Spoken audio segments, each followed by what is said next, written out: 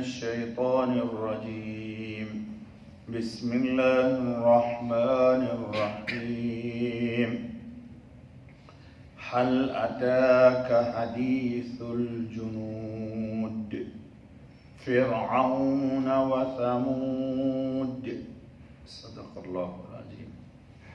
دوستو، یہ سورہ بروج کی آیت 17 اور آیت نمبر 18 پڑھی گئی۔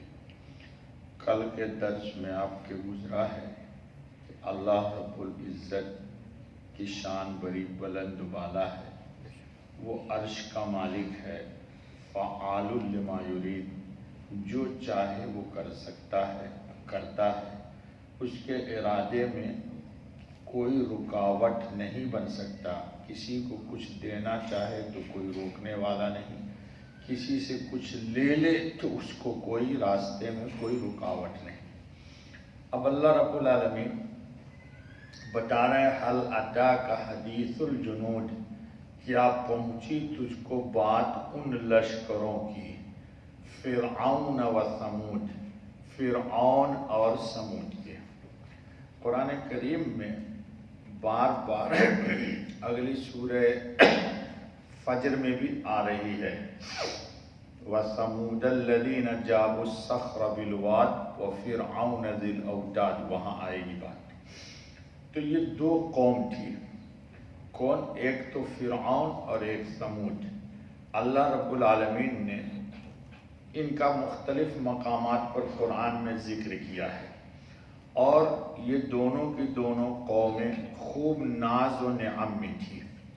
جی، انسان ہوتا یہ ہے کہ لمبی مدت تک، طویل عرصے دراز تک انسان کو نعمتیں ملتی رہیں تو انسان نعمت دینے والے کو یعنی منعم کو بھول جاتا ہے، اور اس کو یہ گمان ہونے لگتا ہے کہ یہ جو ہم پر داد و دہش نعمتوں کی فراوانی ہے، یہ ہمارے اپنے دماغ کی ترقی یا سوچ یا ہمارے تدبیر کا نتیجہ ہے، یا بسا اوقات انسان یوں سمجھنے لگتا ہے کہ ہم اس کے مستحق ہیں، تو اس لیے منعم کو بھول جاتا دینے والے کو، اور پھر جو نعمت دے رہا ہے اس کی مخالفت اور بغاوت شروع کر دیتا ہے، اور اسے یہ پتہ ہی نہیں ہوتا کہ جو نعمت دینے والا ہے وہ نعمت چھیننے پر نہیں، انسان جو نعمت کو برت رہا ہے اسی پر عذاب مسلط کر دیتا ہے، تو نعمت تو رہ جاتی ہے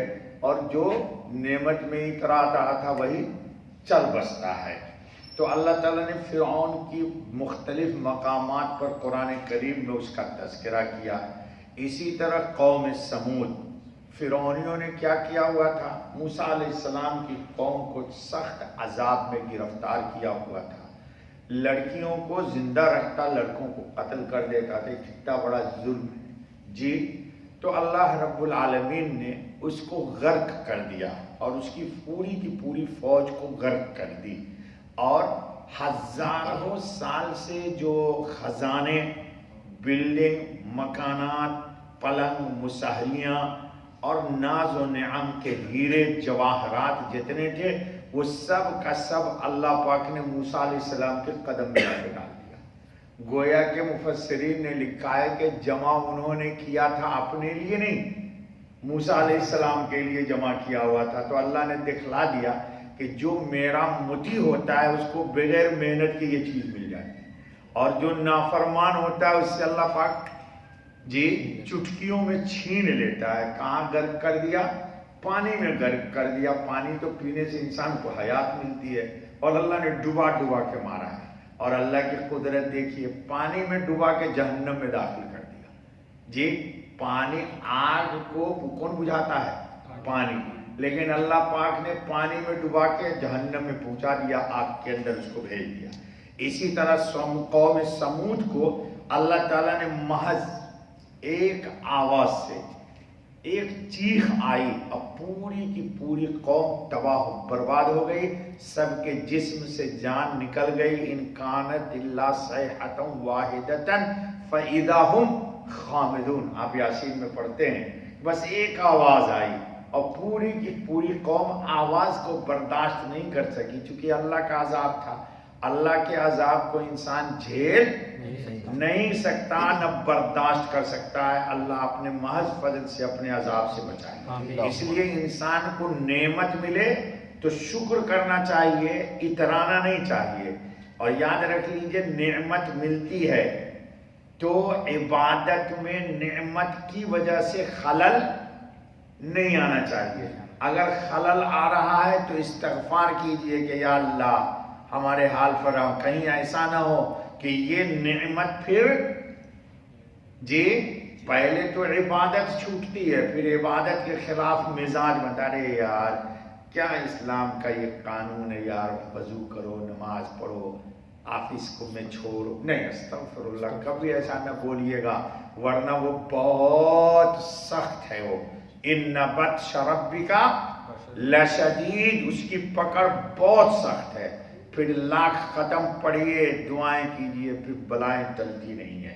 تو اللہ کہتے ہیں فرعون اور سمود، فرعون اور سمود کی کہانی کیا ہوئی کہ ایک مدت تک انعام کا دروازہ ان پر کھلا رکھا، کس نے؟ اللہ نے، اور ہر طرف سے طرح طرح کی نعمتیں ان کو پہنچتی تھی۔ پھر ان کے کفر و طغیان کی بدولت کیسا سخت انتقام لیا گیا۔ پوری کی پوری قوم کو فرعون کو اللہ نے کہاں ڈبا دیا؟ دریائے نیل میں، اور سمود کو جی قوم سمود کو ہوا کے ذریعے۔ فرعون اور سمود کی فوجوں کا قصہ قرآن میں بار بار آ چکا ہے۔ ان فرعون کو ڈبا کر ہلاک کیا گیا اور قوم سمود کو ایک غیبی چیخ سے ان کا دم نکل گیا، پھر ان کو دوزخ میں داخل کر دیا گیا۔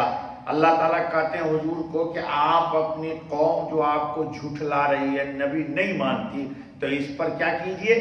صبر کیجئے۔ اس پر کیا کیجئے؟ صبر کیجئے، اور ان کو عذاب سے ڈرائیے جو ان سے پہلے بے ایمانوں پر پہلے بھی پہنچ چکی ہے۔ انہوں نے بھی اپنے وقت کے نبی کو جھٹلایا۔ قوم فرعون نے موسیٰ علیہ السلام کو جھٹلایا اور قوم سمود نے اپنے وقت کے نبی کو جھٹلایا، تو اللہ نے ان کو پکڑ لیا۔